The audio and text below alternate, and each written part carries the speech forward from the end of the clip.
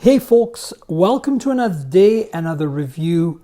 This shiny little thing that's super slippery is the Galaxy Z Flip. And this is my review, so hang tight. We're gonna go through all the details and specs. And of course, I'm gonna show you some photos because, you know, imaging is my thing. So this is the Z Flip. As you can see, this is the beautiful pink, purple, magenta, whatever you want to call it, color. Now here it is without fingerprints because, well, maybe a little bit of fingerprints, because this thing is a fingerprint magnet. It's got Samsung on the hinge, has a SIM tray here, USB Type-C connector and mono speaker microphone here, and power lock key volume rocker here. Now, so if you open it up, ooh, you can see how the power lock key and volume rocker are in relation to your fingers when you hold the phone. So this is as easy as unlocking. There's the fingerprint sensor right in the power lock key, pretty easy. Volume rocker, SIM tray up here, and bottom connectors. No headphone jack, as you can see. You'd expect that obviously, since this is trying to be as compact as possible.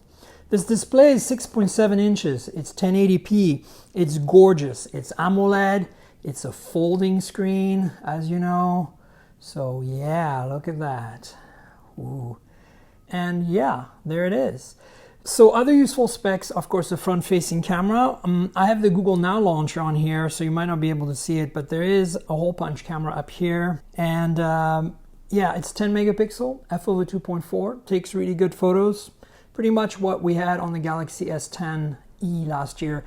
And you're going to hear me repeat this a lot. This is pretty much everything we had on the Galaxy S10e last year with a few small changes. So yeah, very shiny. As you can see, the fingerprints are starting to accumulate. Just me handling it here in front of you. It's a beast. It's beautiful. Here's that front display, 1.1 inches. As you can see, if you hit the power button, it tells you the time. It shows you any notifications you might have. I get some voicemail. There's a Twitter notification, a bunch more notifications just popping up. Perfect timing. So yeah, this is pretty exciting. This is how it works. Now, spec-wise, the guts are slightly different than the S10e. You've got a Snapdragon 855 Plus instead of 855.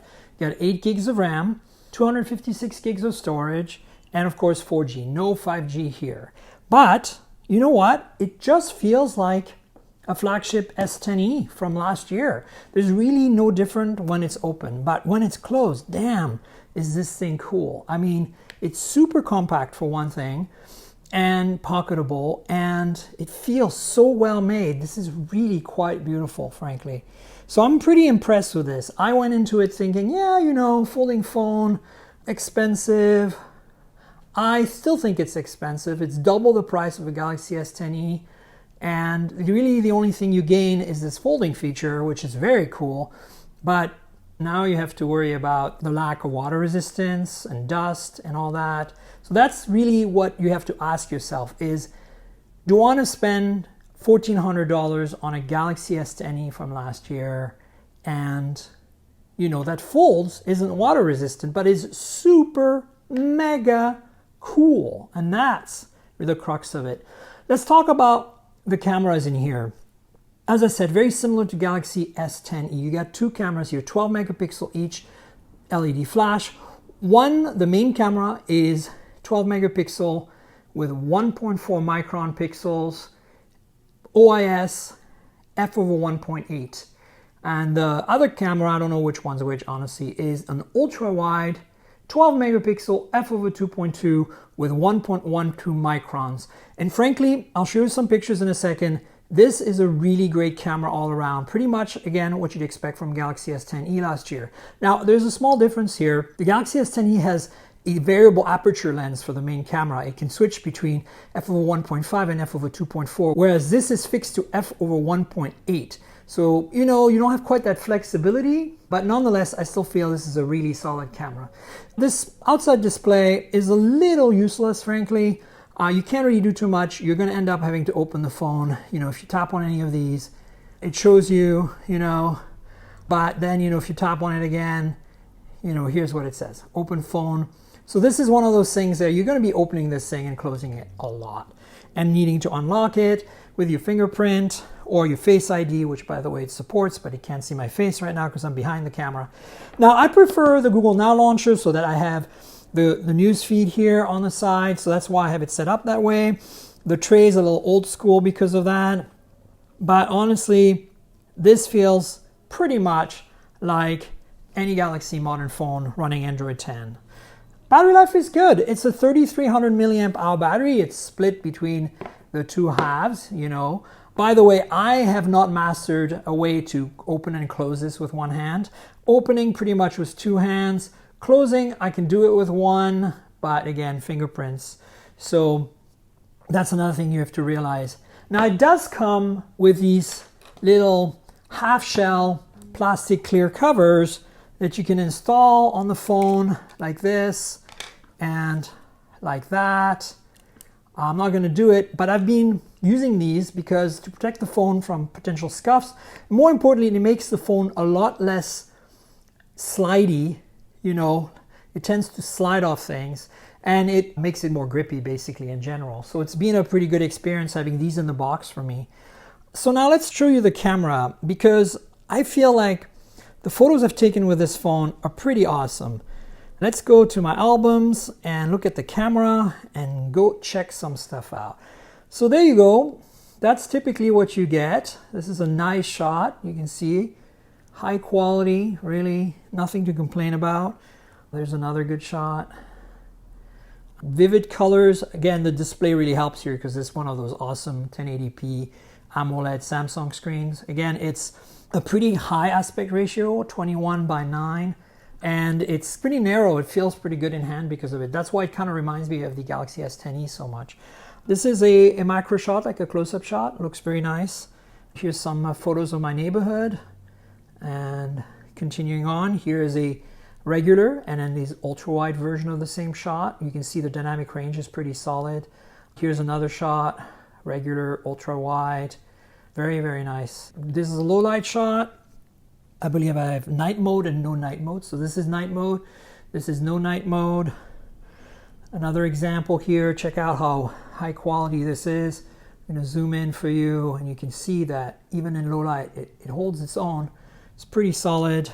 Again, here's an example of regular versus night mode.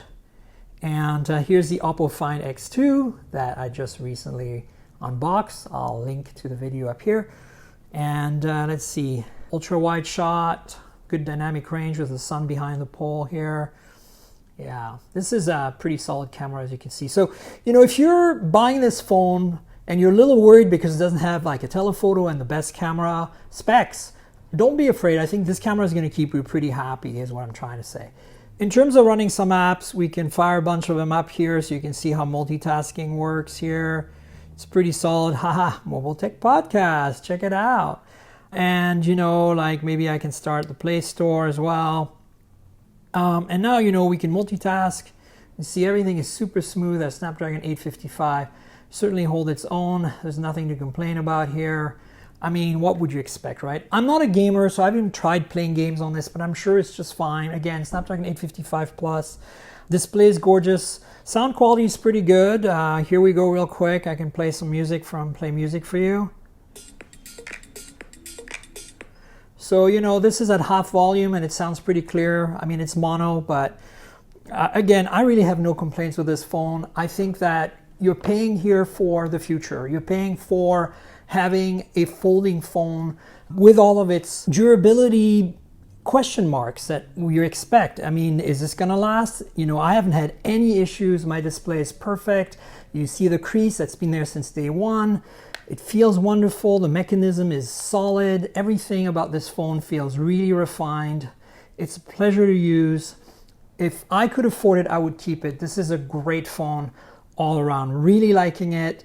Highly recommended. The question is, can you afford to spend $1,400 on a phone that's not waterproof and basically get a Galaxy S10e from last year? That's what you have to ask yourself. If you can't afford it and you want something different that's still going to serve you well every day, really you can't go wrong here. I think Samsung finally delivers with this phone, with the Z Flip, a folding phone that hits the nail on the head, and finally is a phone for everyone, assuming you can afford it. So here you go, folks, my Galaxy Z Flip review. I hope that you found this interesting.